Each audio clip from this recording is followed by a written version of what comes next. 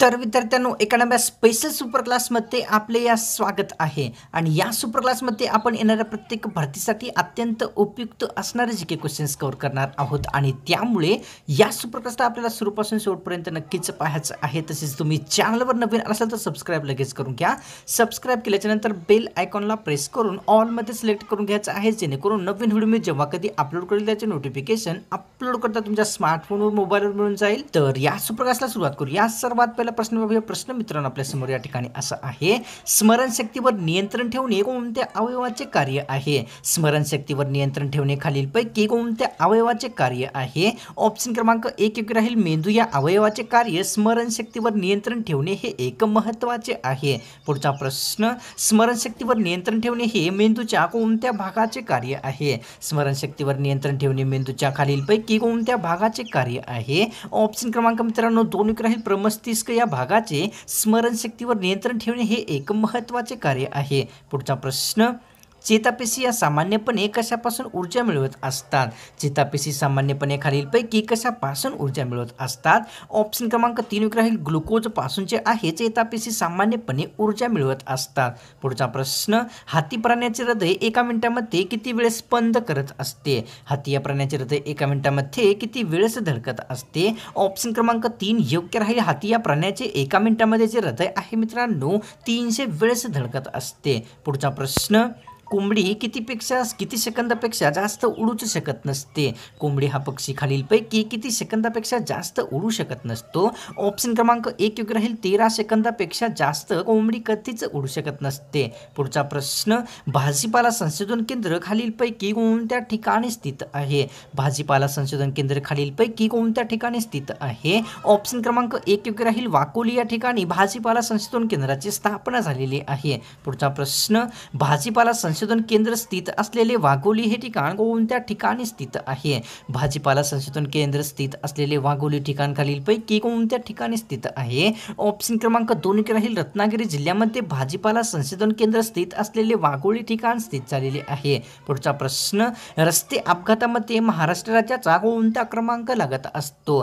रस्ते अपघातामध्ये महाराष्ट्र राज्याचा एकूण कितवा क्रमांक लागलेला आहे? ऑप्शन क्रमांक 3 योग्य राहील मित्रांनो, रस्ते अपघातामध्ये महाराष्ट्राचा 3रा क्रमांक लागलेला आहे। पुढचा प्रश्न, या ठिकाणी भारतातील कोणत्या राज्यामध्ये फणसाचे उत्पादन सर्वात जास्त प्रमाणामध्ये केले जात असते? भारतातील कोणत्या राज्यामध्ये फणसाचे उत्पादन सर्वात जास्त आहे? ऑप्शन क्रमांक आपल्यासमोर 3 योग्य राहील, त्रिपुरा या राज्यामध्ये भारतामध्ये फणसाचे उत्पादन सर्वात जास्त आहे। पुढचा प्रश्न, नीतिधर्माचा अवकोश असे कोणत्या ग्रंथाचा उल्लेख केला जात असतो? नीतिधर्माचा अवकोश असे खालीलपैकी कोणत्या ग्रंथाचा उल्लेख केला जातो? ऑप्शन क्रमांक 2 योग्य राहील, सार्वजनिक सत्यधर्म या ग्रंथाचा उल्लेख नीतिधर्माचा अवकोश असे केला जात असतो।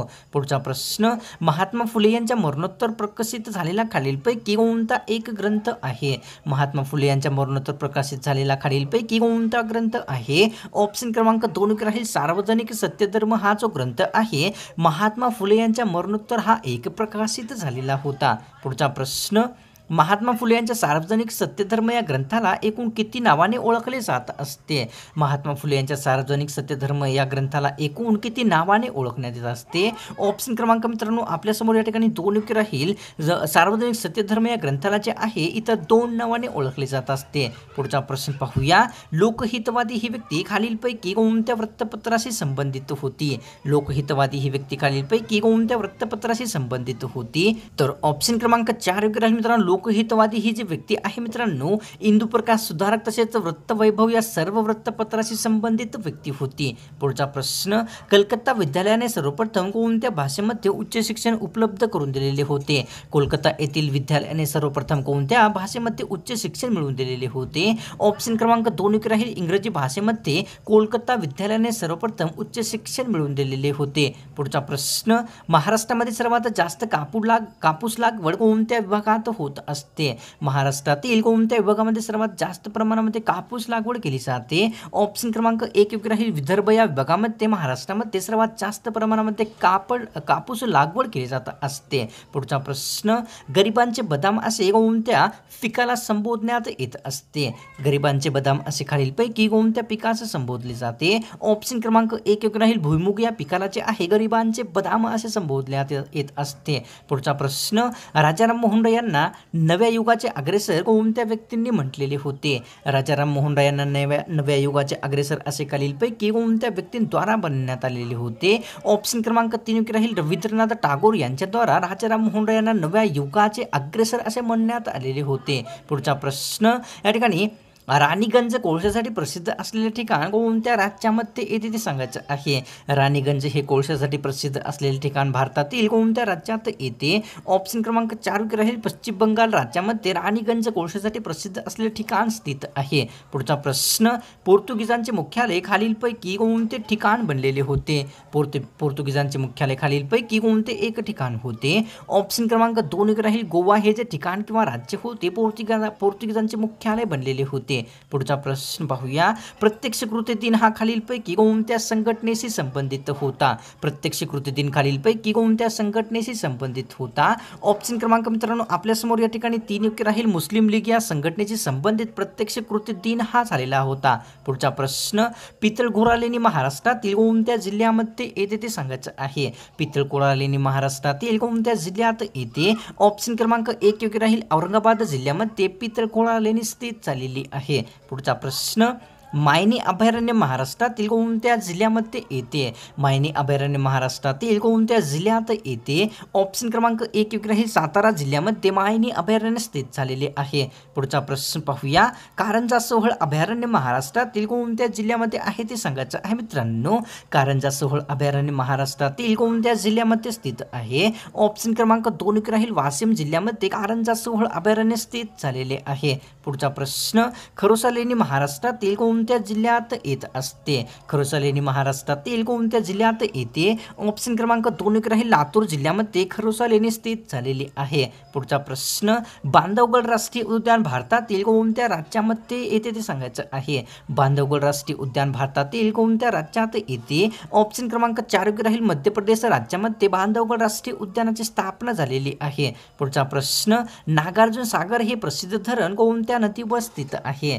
नागार्जुन सागर हे प्रसिद्ध धरण खालीलपैकी कोणत्या नदीवर स्थित आहे? ऑप्शन क्रमांक 1 राहील. कृष्णा नदीवर नागार्जुन सागर धरण स्थित आहे.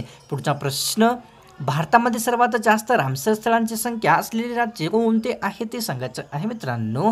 भारतामध्ये सर्वात जास्त रामसर स्थळांची संख्या असलेले राज्य खालीलपैकी कोणते आहे? ऑप्शन क्रमांक 1 योग्य राहील. मध्य प्रदेश हे जे राज्य आहे भारतामध्ये रामसर स्थळांची संख्या सर्वात जास्त प्रमाणामध्ये असलेले राज्य बनलेले आहे. पुढचा प्रश्न खालीलपैकी कोणती नदी अरबी समुद्राला मिळते ते सांगायचं आहे मित्रांनो. या ठिकाणी खालीलपैकी कोणती नदी अरबी समुद्राला जाऊन मिळते? ऑप्शन क्रमांक 4 योग्य राहील मित्रांनो. सावित्री, वशिष्ठ तसेच उल्हास नदी अरबी समुद्राला जाऊन मिळत असते. पुढचा प्रश्न निष्काम कर्ममठाची स्थापना कोणत्या व्यक्तीद्वारा करण्यात आलेली होती? निष्काम कर्ममठाची स्थापना खालीलपैकी कोणत्या व्यक्तींद्वारा करण्यात आलेली होती? ऑप्शन क्रमांक 2 राहील. महर्षी कर्वे यांच्याद्वारा निष्काम कर्ममठाची स्थापना करण्यात आलेली होती. पुढचा प्रश्न सर्वपल्ली राधाकृष्ण ही व्यक्ती राज्यसभेचे कितवे अध्यक्ष बनलेले होते? सर्वपल्ली राधाकृष्ण ही व्यक्ती राज्यसभेचे एकूण कितवे अध्यक्ष बनलेले होते? ऑप्शन क्रमांक 1 योग्य राहील. सर्वपल्ली राधाकृष्ण हे राज्यसभेचे सर्वात पहिले अध्यक्ष असणारी व्यक्ती बनलेले आहेत. पुढचा प्रश्न पाहूया. मानवी शरीरात रक्त एका दिवसामध्ये किती वेळेस चक्कर घालत असते? मानवी शरीरातील रक्त हे एका दिवसामध्ये एकूण किती वेळेस चक्कर घालते? ऑप्शन क्रमांक मित्रांनो आपल्यासमोर 2 योग्य राहील. मानवी शरीरातील जे रक्त आहे एका दिवसामध्ये 1000 वेळेस चक्कर घालत असते. पुढचा प्रश्न पाहूया. राष्ट्रपतीचे वेतन कमी करण्याचा अधिकार कोणत्या व्यक्तीकडे किंवा कोणाकडे आहे ते सांगायचं आहे. राष्ट्रपतीचे वेतन कमी करण्याचा अधिकार खालीलपैकी कोणत्या व्यक्तीकडे आहे? ऑप्शन क्रमांक 4 राहील. राष्ट्रपतीचे वेतन कमी करण्याचा अधिकार कोणाकडेही नाही देण्यात आलेला आहे. पुढचा प्रश्न भारतीय राष्ट्रपतीच्या कार्यालयीन कामासाठी कोणकोणते प्रवास हे मुफ्त असतात ते सांगायचं आहे. भारतीय राष्ट्रपतींच्या कार्यालयीन कामासाठी खालीलपैकी कोणकोणते प्रवास मोफत असतात? ऑप्शन क्रमांक 3 राहील. विदेशी तसेच देशी प्रवास जे आहे राष्ट्रपतीच्या कार्यालयीन कामासाठी मोफत दिले जात असतात.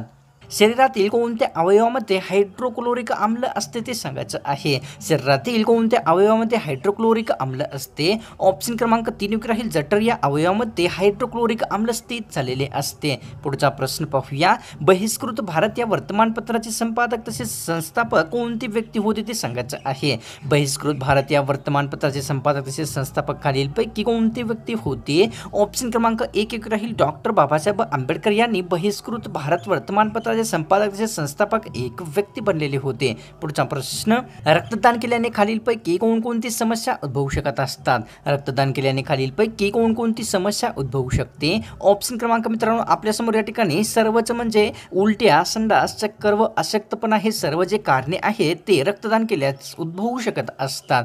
पुढचा प्रश्न, महिलांना सूर्यास्तानंतर कोणीही कोणत्या कारणास्तव अटक करू शकत नसते? महिलांना सूर्यास्तानंतर खालीलपैकी कोणत्या कारणास्तव कोणीही अटक करू शकत नसते? ऑप्शन क्रमांक 2 राहील, संविधानाने त्यांना असा अधिकार दिल्या कारणास्तव महिलांना सूर्यास्तानंतर कोणीही अटक करू शकत नसते. पुढचा प्रश्न पाहूया, संतती नियमाचा प्रसार व प्रचार कोणत्या व्यक्तींनी केला होता? संतती नियमाचा प्रसार व प्रचार खालीलपैकी कोणत्या व्यक्तींनी केलेला होता? ऑप्शन क्रमांक 2 राहील, धोंडो कर्वे यांनी जे आहे संतती नियमाचा प्रचार किंवा प्रसार केलेला होता. पुढचा प्रश्न पाहूया, अहिंसा केवळ अयोग्यच नाही तर अनैतिक आहे असे कोणी म्हटले होते? अहिंसा केवळ अयोग्यच नाही तर अनैतिक आहे असे खालीलपैकी कोणी म्हटलेले होते? ऑप्शन क्रमांक मित्रांनो 4 राहील, विनायक दामोदर सावरकर यांनी अहिंसा ही अयोग्यच नाही तर अनैतिक आहे असे उद्गार काढलेले होते. पुढचा प्रश्न, डाळी व दूध यातून प्रामुख्याने कोणते जीवनसत्व प्राप्त होत असते? डाळी व दूध यामधून प्रामुख्याने खालीलपैकी कोणते जीवनसत्व प्राप्त होत असते?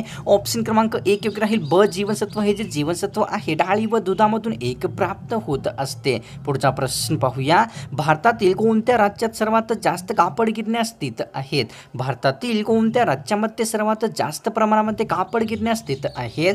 ऑप्शन क्रमांक 4 राहील मित्रांनो, तामिळनाडू राज्यामध्ये भारतामध्ये सर्वात जास्त कापड गिरण्या स्थित झालेल्या आहेत. पुढचा प्रश्न, चिपको ही प्रसिद्ध चळवळ खालीलपैकी कोणत्या क्षेत्राशी संबंधित होती? चिपको ही प्रसिद्ध चळवळ खालीलपैकी कोणत्या क्षेत्राशी संबंधित होती? ऑप्शन क्रमांक 2 राहील, वृक्षतोड या क्षेत्राशी चिपको चळवळ ही एक संबंधित होती. पुढचा प्रश्न, दादाभाई नौरोजी यांनी लुटीचा सिद्धांत कोणत्या वर्षी मांडलेला होता? दादाभाई नौरोजी यांनी लुटीचा सिद्धांत खालीलपैकी कोणत्या वर्षी मांडलेला आहे? ऑप्शन क्रमांक 2 राहील, 1873 या वर्षी दादाभाई नौरोजी यांनी लुटीचा सिद्धांत मांडलेला आहे. पुढचा प्रश्न, या ठिकाणी महाराष्ट्राची सांस्कृतिक राजधानी खालीलपैकी कोणते शहर आहे? महाराष्ट्राची सांस्कृतिक राजधानी खालीलपैकी कोणते शहर आहे? ऑप्शन क्रमांक मित्रांनो 2 राहील, पुणे हे जे शहर आहे महाराष्ट्राचे सांस्कृतिक राजधानीचे शहर बनलेले आहे.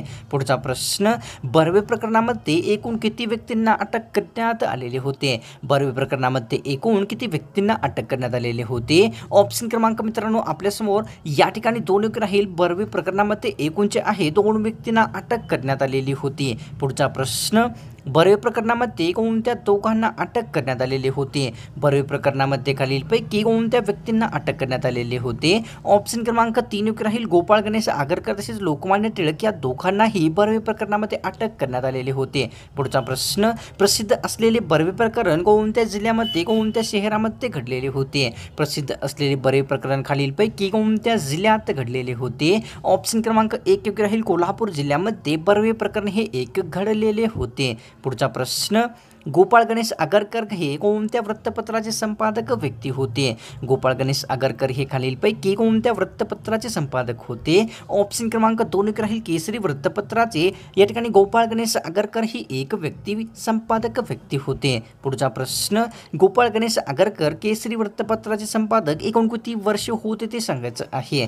गोपाळ गणेश आगरकर हे केसरी वृत्तपत्राचे संपादक एकूण किती वर्ष राहिलेले होते? ऑप्शन क्रमांक 4 राहील, या ठिकाणी एकूण 7 वर्ष गोपाळ गणेश आगरकर केसरी वृत्तपत्राचे संपादक राहिलेले होते. तर विद्यार्थ्यांनो आजची ही स्पेशल सुपर क्लास आपल्याला कशी वाटली? नक्कीच गॅरंटीच आहे की आपल्याला आवडलीच आहे आणि त्यामुळे एक लाईक करायचं आहे. तसेच आपल्याला सर्वांना सांगू इच्छितो की आपण जर घरी बसून माझ्यासारखे पैसे कमवू इच्छित असाल ऑनलाईन, तर मी आपल्याला शिकवण्यासाठी की कशा प्रकारे कमवू शकता एक चॅनल ओपन केलेला आहे हिंदीमध्ये आणि त्या चॅनलला व्हिजिट करू इच्छित असणाऱ्या इच्छुक विद्यार्थ्यांसाठी त्या चॅनलचा लिंक या सुपर क्लासच्या व्हिडिओच्या डिस्क्रिप्शनमध्ये दिलेला आहे. जर डिस्क्रिप्शन आपल्याला समजत असेल तर तिथे तुम्ही जो सुपर क्लास किंवा व्हिडिओ पाहता त्याच्या नावावर क्लिक करा, त्या चॅनलचा लिंक दिसून जाईल मिळून जाईल. तर मिळतो कोणा स्पेशल आणि फ्रेश सुपर क्लासमध्ये.